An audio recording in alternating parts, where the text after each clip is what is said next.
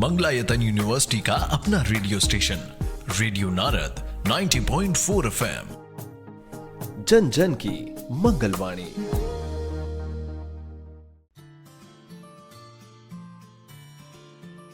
साथियों, आप सबका स्वागत है हमारे प्रोग्राम सेहत सही लाभ कई के एक नए एपिसोड में, और मैं हूं आपका आरजे यश।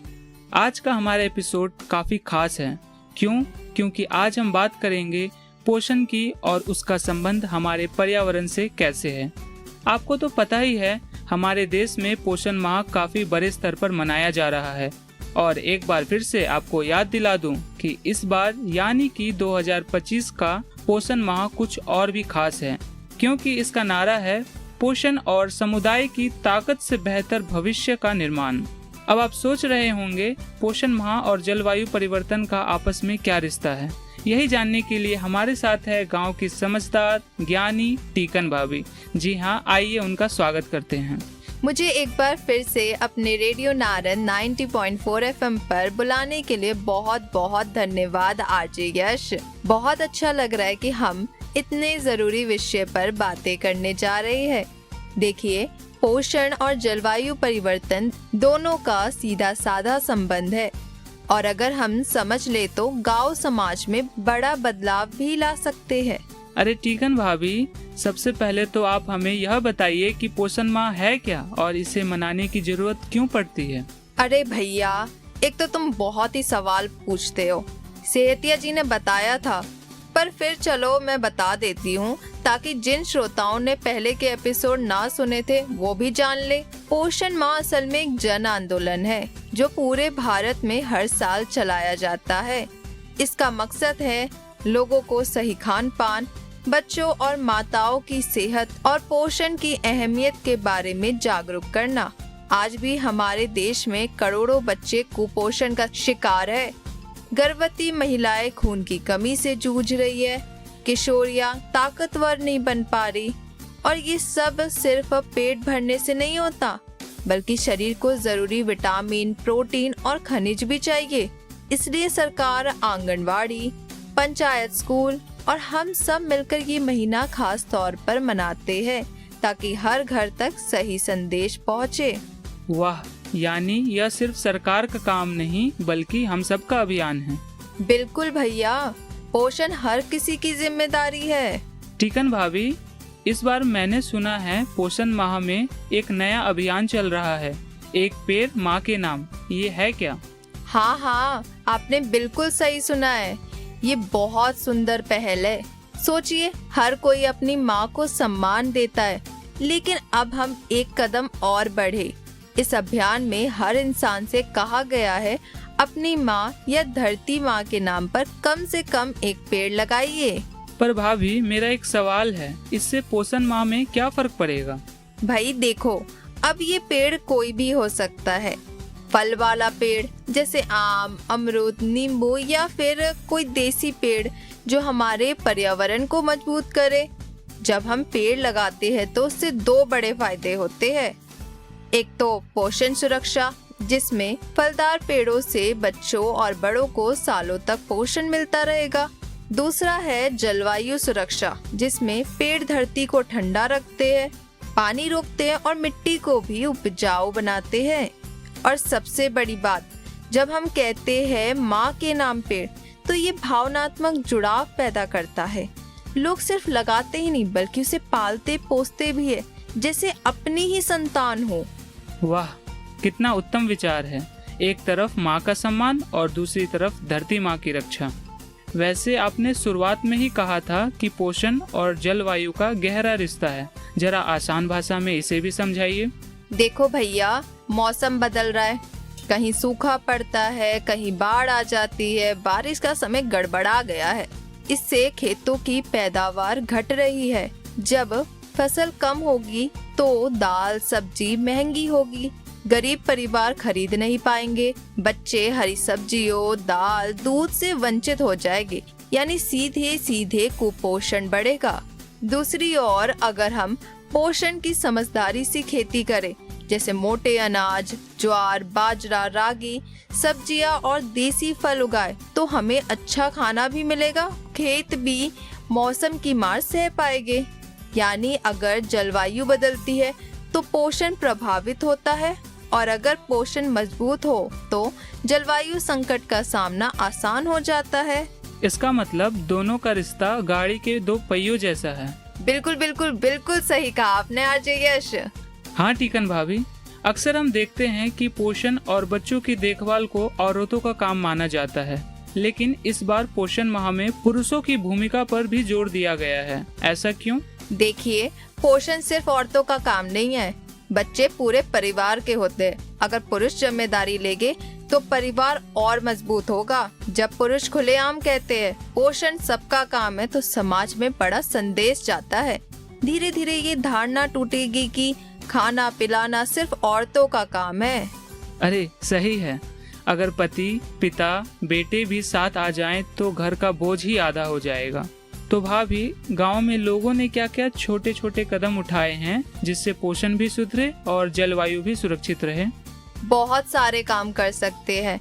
किचन गार्डन, जैसे हर घर के कोने में थोड़ा बहुत सब्जी का बाग लगाना। मोटे अनाज की खेती, मिसाल के तौर पर आप बाजरा, ज्वार, रागी जैसे अनाज सस्ते भी है और सेहतमंद भी। टीकन भाभी, फलदार पेड़ भी तो लगा सकते हैं ना, जैसे आम, अमरूद, नींबू, सहजन, जिससे बच्चों को विटामिन मिलेंगे। हाँ हाँ बिल्कुल। इसके साथ ही भोजन में विविधता, जिसमें सिर्फ चावल आलू पर निर्भर ना रहे, दाल, हरी सब्जी, दूध, अंडा सब शामिल करें। भोजन की बर्बादी रोकना, जिसमें जितनी जरूरत हो उतना ही पकाना। गांव स्तर पर जागरूकता, यानी कि पंचायत, महिला समूह, युवक मंडल मिलकर नाटक, गीत, रैली से संदेश फैलाए। वाह, कितनी बढ़िया बात बताई आपने। अब जाते जाते श्रोताओं को एक संदेश दे दीजिए। बिल्कुल भैया, मेरे भाई बहनों, याद रखिए, अच्छा पोषण सिर्फ बच्चों के लिए नहीं बल्कि पूरे परिवार के लिए जरूरी है। जलवायु बदल रही है, लेकिन अगर हम मिलकर पौधे लगाएंगे, बाग बगीचे बनाएंगे और देसी अनाज अपनाएंगे तो हम हर संकट का सामना कर सकते हैं। एक पेड़ माँ के नाम सिर्फ अभियान नहीं, बल्कि माँ और धरती को धन्यवाद देने का सबसे सुंदर तरीका है। तो आओ, इस पोषण माह हम सब संकल्प लें, हर घर पोषण युक्त और हर गांव हरा भरा। हाँ हाँ टीकन भाभी, आपने बिल्कुल सही कहा। आपका बहुत बहुत धन्यवाद। हमारे प्यारे श्रोताओं, अब हम आगे बढ़ेंगे और बात करेंगे देश की कई सरकारी योजनाओं की, जो कैसे हमारे पोषण और स्वास्थ्य को बेहतर बनाने में साथ साथ पर्यावरण और जलवायु परिवर्तन से भी लड़ने में हमारी मदद कर रही है। तो भाभी, सबसे पहले बताइए कि राष्ट्रीय जलवायु परिवर्तन कार्य योजना या NAPCC क्या है और ये पोषण से कैसे जुड़ी है?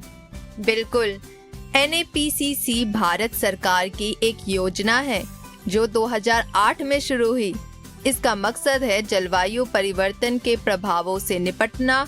इसके तहत एक खास मिशन है, सतत कृषि मिशन, जो किसानों को ऐसे तरीके सिखाता है जिससे वह खेती जलवायु के हिसाब से कर सके, जैसे सूखा सहने वाली फसलें लगाना।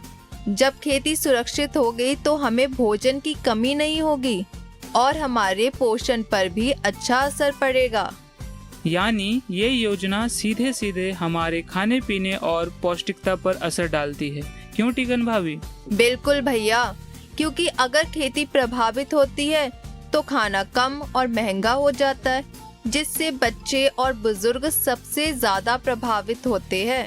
ठीक है टीकन भाभी, अब national action plan on food security and climate change के बारे में भी हमें कुछ बताइए।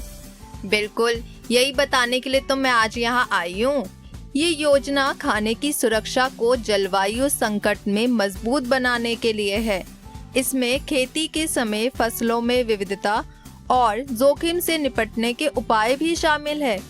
इस तरह से लोग हमेशा पोषण युक्त भोजन पा सके, खासकर तब जब मौसम बिगड़ता है। टीकन भाभी, क्या हमारे खान पान का संबंध करीब के वातावरण या पर्यावरण से है? बिल्कुल, बहुत गहरा है। ईट राइट इंडिया कैंपेन इसका बहुत अच्छा उदाहरण है। ये हमें सही, स्वच्छ और टिकाऊ भोजन खाने की सलाह देता है। साथ ही भोजन बर्बाद ना करने और लोकल भोजन को प्राथमिकता देने की सीख देता है। जिससे पर्यावरण भी बचता है। और अंत में national adaptation fund for climate change की भूमिका क्या है? देखिए, ये फंड राज्यों को उनके स्थानीय स्तर पर जलवायु के अनुकूल परियोजनाएं करने में मदद करता है, जैसे बेहतर खेती के तरीके जो हमारे पोषण को सुरक्षित रखे। इससे जो ज्यादा प्रभावित इलाके हैं वे भी आगे बढ़ रहे हैं। अच्छा टीकन भाभी, आप तो जानती ही होंगी कि भारत बहुसांस्कृतिक देश है, पर यहाँ पर बहुत सारे मिथक प्रचलित हैं, खास तौर पर जलवायु परिवर्तन और पोषण को लेकर। सबसे पहला मिथक जो मैंने सुना है कि जलवायु परिवर्तन तो दूर की या भविष्य की समस्या है। हमारे श्रोताओं को बताइए, क्या ऐसा सच में है? नहीं, बिल्कुल नहीं। ये एक बड़ी भूल है। भारत के कई हिस्सों में आज भी हम गर्मी के बढ़ते तापमान, असमान बारिश और बाढ़ जैसी घटनाएं देख रहे हैं। ये सीधे फसलों की पैदावार और हमारे पोषण पर असर डालती है। तो जलवायु परिवर्तन कोई दूर की बात नहीं, आज की चल रही समस्या है। बहुत सही। अगला मिथक यह है कि हमारे पारंपरिक भोजन और खेती जलवायु से बिल्कुल भी प्रभावित नहीं होते। हाँ भैया, लोग ऐसा सोचते हैं कि पुराने तरीके की खेती सुरक्षित है, लेकिन सच्चाई ये है कि बढ़ते तापमान और जलवायु की अनियमितता से गेहूं, चावल और दालों की पैदावार कम हो रही है और उनके पोषण स्तर भी गिर रहे हैं। खासकर उन इलाकों में जहां संसाधन कम है, ये बहुत बड़ी चुनौती है। ठीक है। फिर क्या अधिकांश लोग यह भी गलत सोचते हैं कि अधिक पैदावार का मतलब बेहतर पोषण होता है? हाँ, यही तो माया जाल है। आज की खेती में ज्यादा रासायनिक उर्वरकों के कारण फसलें बड़ी तो होती है, लेकिन उनकी गुणवत्ता कम होती जा रही है। नतीजा ये है कि हम ज्यादा खाने के बावजूद पोषण से वंचित है। फिर कुछ लोगों की यह धारणा है कि मांसाहारी भोजन ही पौष्टिक होता है। हाँ, भारत में कुछ लोग यही मानते हैं, लेकिन वैज्ञानिक बताते हैं कि विविध और संतुलित शाकाहारी भोजन भी पूरी तरह से स्वस्थ और पर्यावरण के लिए बेहतर होता है। फल, सब्जियां और स्थानीय फसलें हमें अच्छा पोषण देती है। टीकन भाभी, जलवायु परिवर्तन और पोषण के बीच कोई सीधा संबंध नहीं होने का वादा भी सुनने को मिलता है, इसके बारे में बताइए। बिल्कुल गलत है ये बात। जलवायु परिवर्तन से खाद्य संसाधनों की पैदावार कम होती है, दाम बढ़ते हैं और पोषक तत्वों की कमी भी बढ़ती है। ये सब मिलकर खाद्य सुरक्षा और पोषण संकट की जड़ बन गए हैं। जैविक और पारंपरिक खेती को लेकर भी कोई गलतफहमियां हैं क्या? हाँ, बहुत लोग सोचते हैं कि जैविक खेती से उपज कम होती है, इसलिए वह टिकाऊ नहीं। लेकिन ये तरीका मिट्टी बचाता है, पर्यावरण को संरक्षित करता है और पौष्टिकता बढ़ाने में भी मददगार है। टिकाऊ खेती ही हमारी खाद्य सुरक्षा और पोषण सुधार की कुंजी है। भाभी, आपकी बातें सुनकर यह बिल्कुल साफ हो गया कि जलवायु परिवर्तन और पोषण एक दूसरे से गहरे जुड़े हुए हैं और जो मिथक है वे हमें सही दिशा में सोचने से रोकते हैं। बिल्कुल सही कहा आपने आरजे यश। हमें सही जानकारी फैलानी होगी ताकि हम मिलकर टिकाऊ और स्वस्थ भविष्य बना सके। अरे टीकन देवी जी, आपकी बातों से बहुत कुछ सीखने को मिला। हमें समझ आ गया कि कैसे हमारे पोषण और जलवायु परिवर्तन की लड़ाई एक दूसरे से जुड़ी है और सरकार इसके लिए कितनी मेहनत कर रही है। आपका बहुत बहुत धन्यवाद टीकन भाभी जी। दोस्तों, आज हमने जाना कि पोषण और जलवायु का रिश्ता कितना गहरा है और यह भी कि अगर हम सब मिलकर छोटे छोटे कदम उठाएं तो आने वाली पीढ़ियों के लिए हम बेहतर भविष्य छोड़ सकते हैं। तो चलिए, इस बार पोषण माह में आप भी एक पेड़ माँ के नाम जरूर लगाइए। आज की चर्चा यहीं खत्म होती है। फिर मिलेंगे नए विषय के साथ। तब तक मुस्कुराते रहिए, स्वस्थ रहिए और हंसते रहिए। पर जाने से पहले अपनी सेहत की शपथ जरूर लीजिए। हम अपने और अपने परिवार की जिम्मेदारी लेंगे। अपने और अपने परिवार के स्वास्थ्य को प्राथमिकता देंगे, क्योंकि सेहत ही असली धन है। सरकारी स्वास्थ्य सेवाओं और योजनाओं का पूरा लाभ उठाएंगे और दूसरों को भी जागरूक करेंगे। साफ सफाई और स्वच्छता का पालन करेंगे ताकि बीमारियों से बचा जा सके। नियमित जांच और टीकाकरण करवाएंगे और अपने परिवार को भी इसके लिए प्रेरित करेंगे। संतुलित आहार और व्यायाम अपनाएंगे ताकि शरीर और मन दोनों स्वस्थ रहे। महिलाओं, बच्चों और बुजुर्गों की सेहत का विशेष ध्यान रखेंगे। जब पूरा समाज स्वस्थ और सशक्त बनेगा तभी भारत समृद्ध बनेगा। क्योंकि सेहत सही तो लाभ कई। धन्यवाद।